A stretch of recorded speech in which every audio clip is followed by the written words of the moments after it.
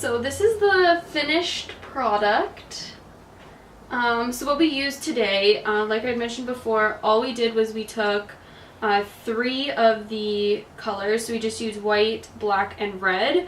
My supplies were the sponges. I had Q-tips, but we didn't end up using them. I have like a little bucket of water here. And I do have, this kit came with some paintbrushes. So we ended up using just one paintbrush for all the veins.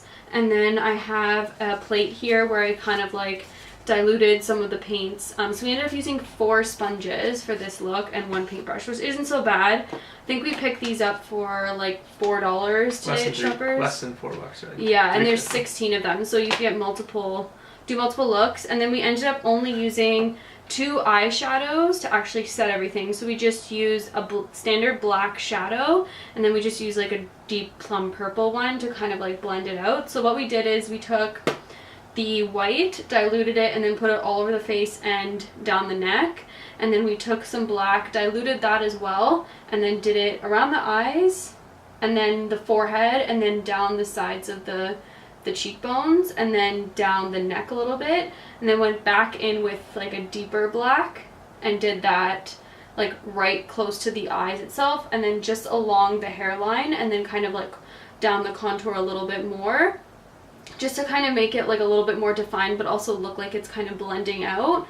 And then we went in with the sponge, diluted some of the red, and then we took that and blended it around to make it look, and it kind of ended up giving it like a purple tone to it.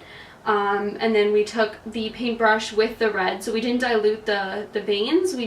I just went on and kind of did like lines, almost as if you're doing like little vines to make it look like veins or blood or things like that. What you could do to enhance it is just add like some fake blood, maybe drops coming out of the mouth or like down the forehead or something, but we obviously don't have fake blood. So the veins, and kind of make it look like there's blood or veins kind of coming out. And then I went in with the black shadow and kind of like set wherever the black was, and then blended it out. And then I did a little bit on the forehead to make it look a little gray.